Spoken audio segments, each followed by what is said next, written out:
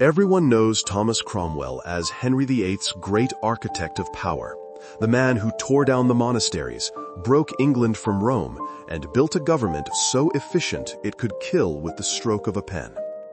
He's remembered as the commoner who conquered the nobility, the genius who turned a blacksmith's son into a kingmaker. He's also remembered as the man who brought down Anne Boleyn, the cold, calculating minister who accused a queen of adultery and sent her to the scaffold. That's the story we're taught. Cromwell rose through brilliance. He fell through politics. End of chapter. But what if that's not the truth at all? What if Cromwell didn't just fall? What if he was killed by the very machine he built? What if the laws he wrote, the methods he perfected, the system he taught the king to love became the weapon that turned against him? Because hidden in plain sight is one of the most chilling ironies in English history. Thomas Cromwell was executed not by Henry's rage alone, but by the legal machinery he himself invented, the one that had already destroyed Anne Boleyn. And here's the cruel twist. The king didn't even need to change the script. He just replaced the name. Today on Hidden Crowns, we're opening one of the most poetic and terrifying stories of political karma in Tudor England. How the man who created Henry's weapon of justice became its final victim. Why did the mind that ruled England for a decade collapse in a single week?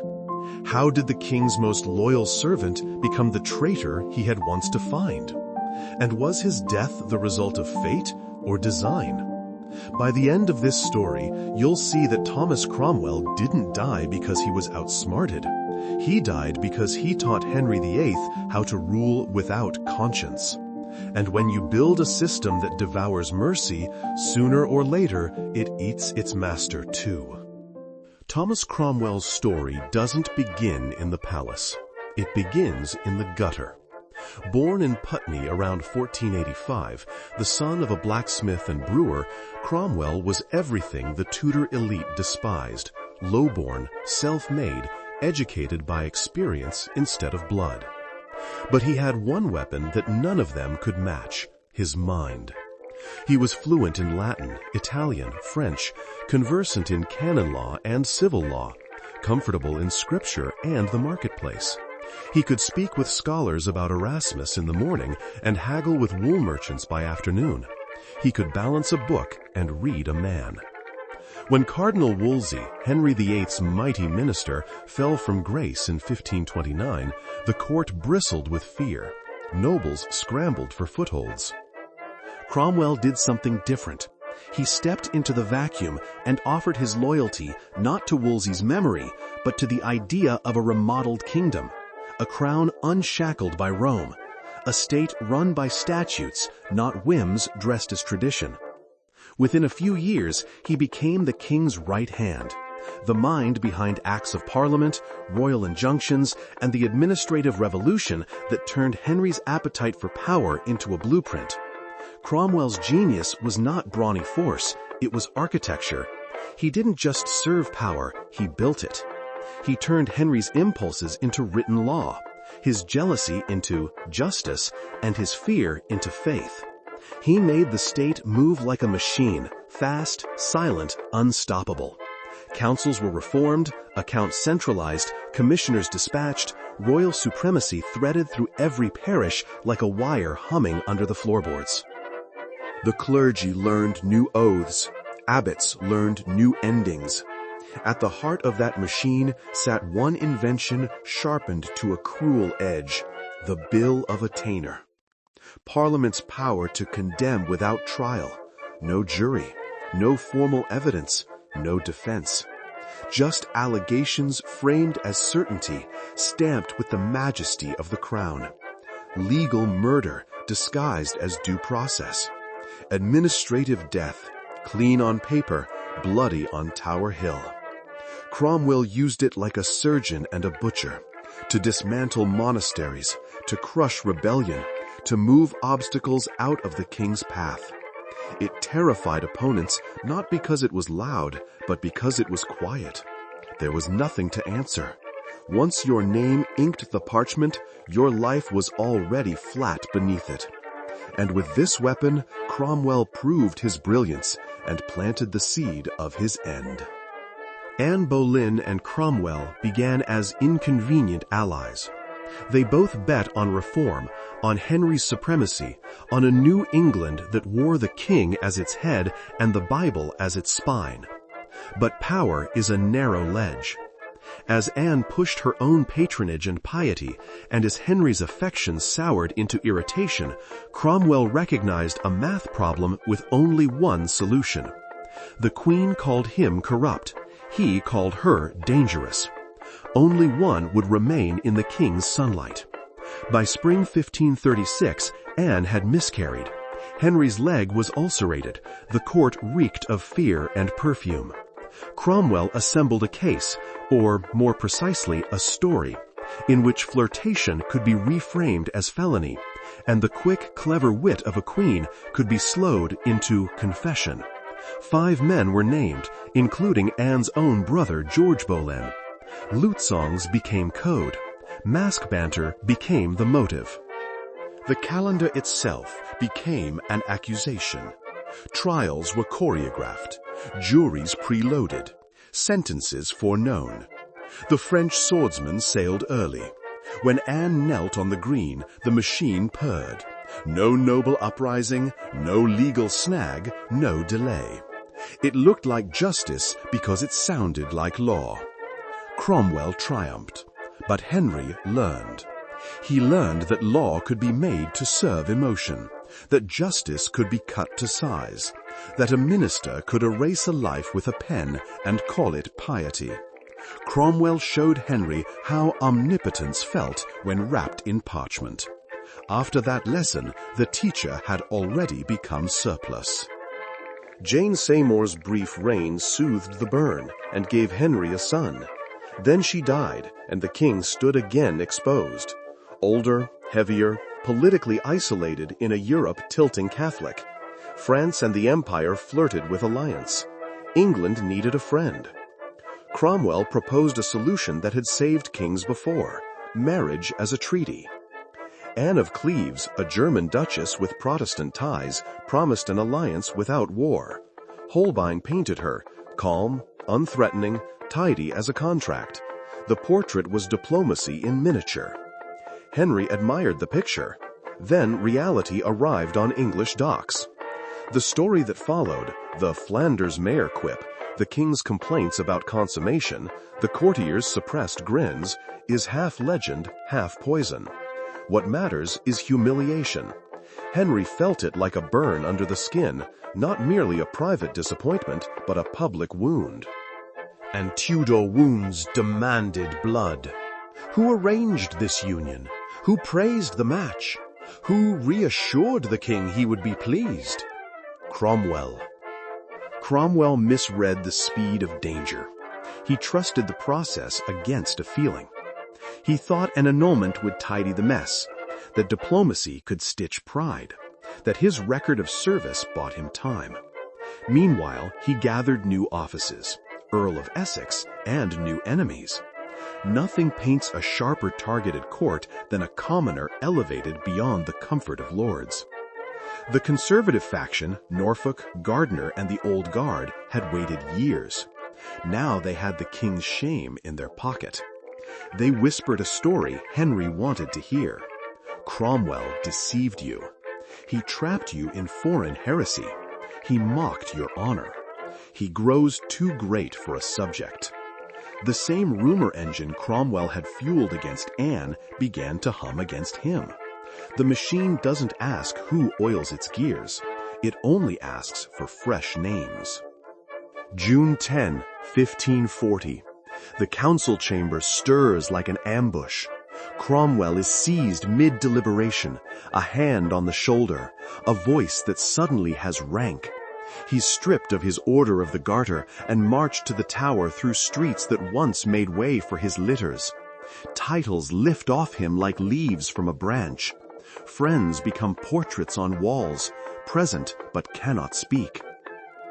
Then Parliament steps forward, not as a forum, but as a knife. A Bill of Attainder against Thomas Cromwell. No trial, no hearing, no defense. Treason, heresy, overmighty subject, crimes shaped like nets, not arrows. The very grammar Cromwell had honed to make royal punishment swift now unspools against him. No new tool required. The blade is sharp. Only the target has changed. From the Tower, he writes to Henry as he once wrote for him, pleading loyalty, owning faults of haste but not treason, calling himself your most miserable prisoner. He still offers service, but the system he engineered no longer needs its engineer. The king has internalized the method: remove, rewrite, replace. Meanwhile, the Cleves marriage is unthread with immaculate cruelty. Non-consummation, pre-contract whispers, a settlement rich enough to look like kindness. Anne receives houses, a title, the king's beloved sister. The public story, a merciful king correcting an unfortunate mismatch, a realm relieved. Unspoken, someone must bleed for the king's blush. On July 28, 1540, Cromwell mounted the scaffold on Tower Hill. Contemporary accounts vary on the executioner's neatness. Some say it was botched, a hacking rather than a stroke, a final humiliation inverted from the surgical swiftness he had arranged for others. That same day, Henry married Catherine Howard, young, lovely, and, fatefully, niece to Cromwell's foe, the Duke of Norfolk. 2 ceremonies, 1 message. The narrative is repaired. The scapegoat is spent. The king is virile again. The court rebalances. The machine resets. Why did Henry turn on the man who built his empire? Because Cromwell taught him the reflex that outlives all policy. When the image cracks, make someone else the mirror. Cromwell crafted the legal fiction that buried Anne. Cromwell taught Parliament to move like a blade. Cromwell sold speed as a virtue of justice. So when Henry's pride hemorrhaged, he reached for the tool Cromwell had polished. Find the villain, write the bill, seal the fate. The system Cromwell designed was not a shield. It was a boomerang, curved by convenience, honed by fear, guaranteed to return.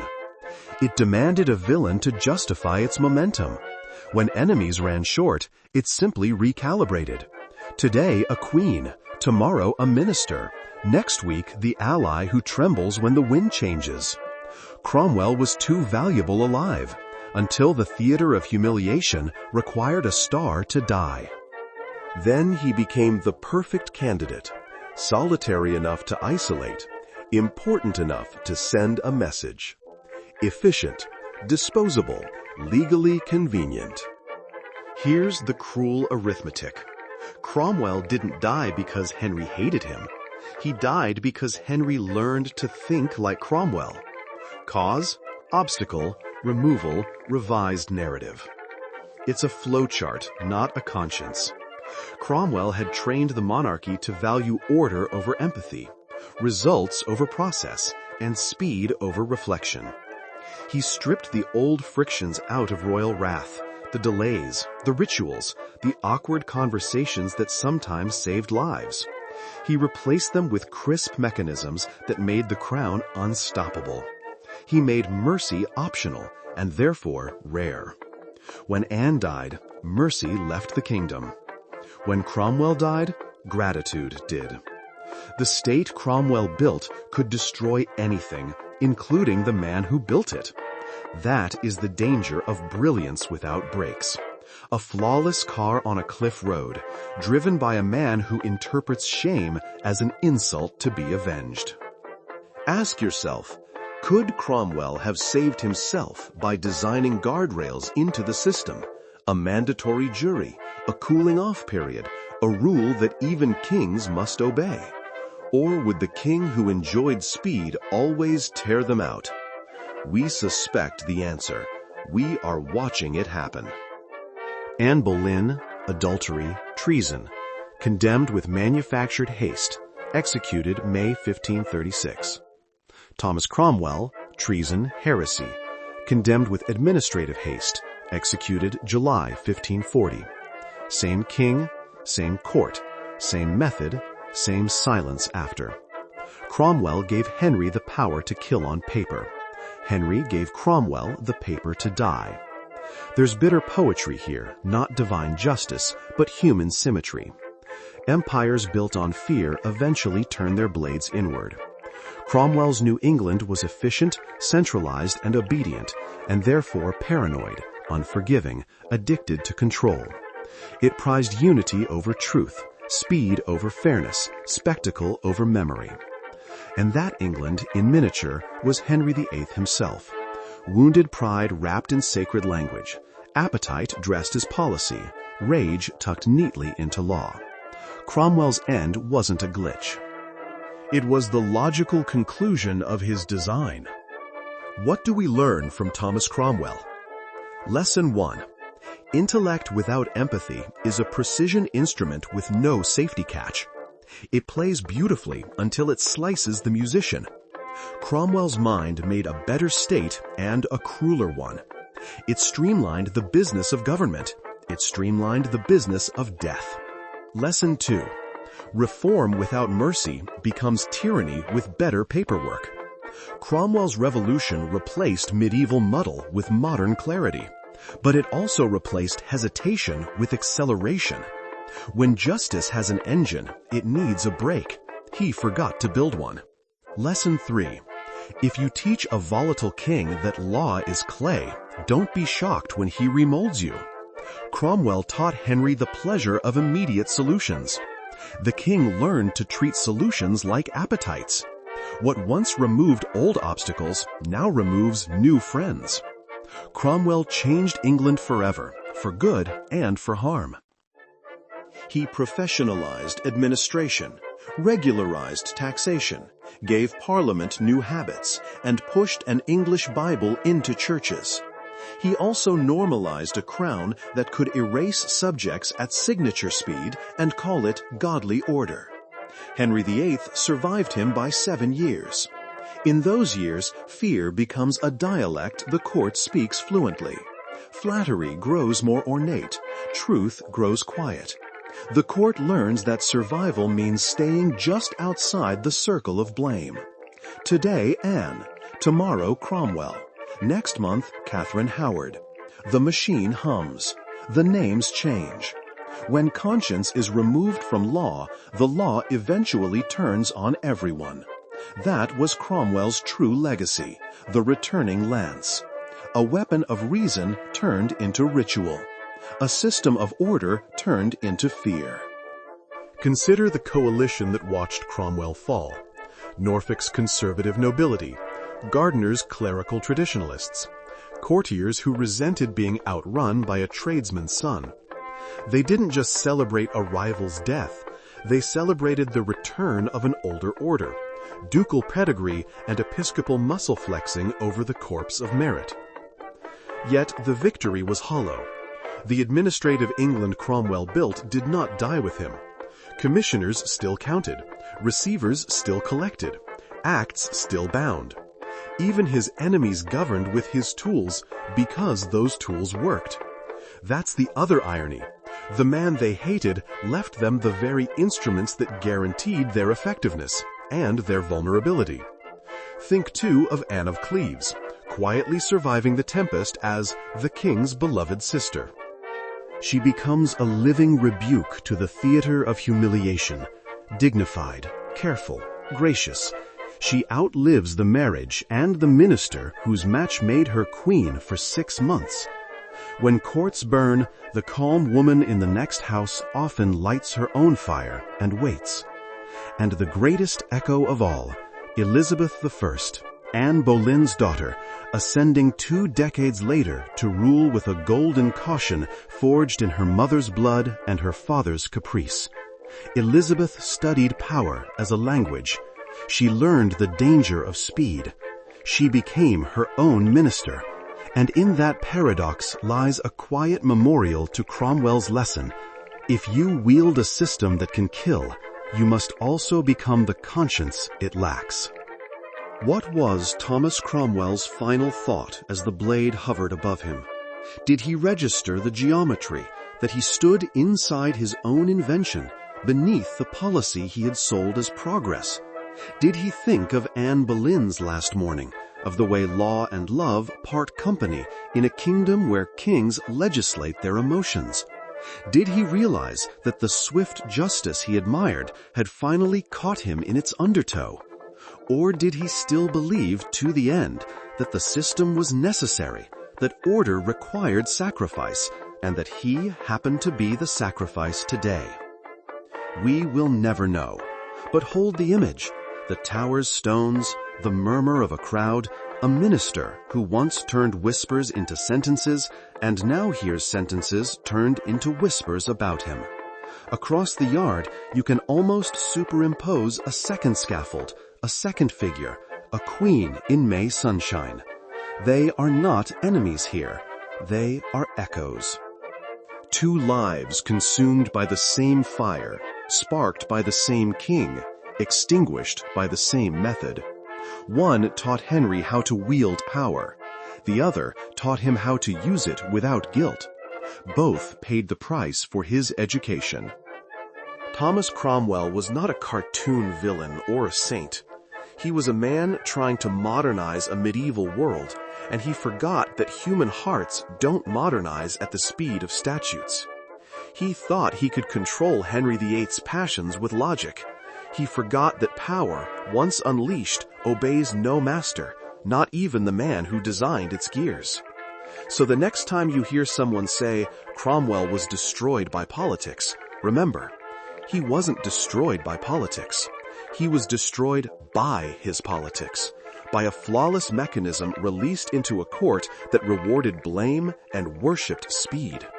Because the most dangerous weapon in any kingdom isn't the sword, the law, or even the king. It's the belief that you can control them forever. So, what do you think? Was Cromwell's fall karma, coincidence, or consequence? The inevitable return flight of the lance he threw? Did Henry truly betray him, or did Cromwell create a machine that could no longer tell the difference between a sinner, a scapegoat, and its own inventor? If you had Cromwell's mind, what break would you have built into the engine? A mandatory trial? A jury beyond the king's reach? A cooling-off law that even monarchs must obey? Or was the very point of the new system its terrifying speed? Tell me in the comments, and don't forget to like this video and subscribe to Hidden Crowns, where we uncover the secrets kings tried to bury and let the ghosts of history finally speak.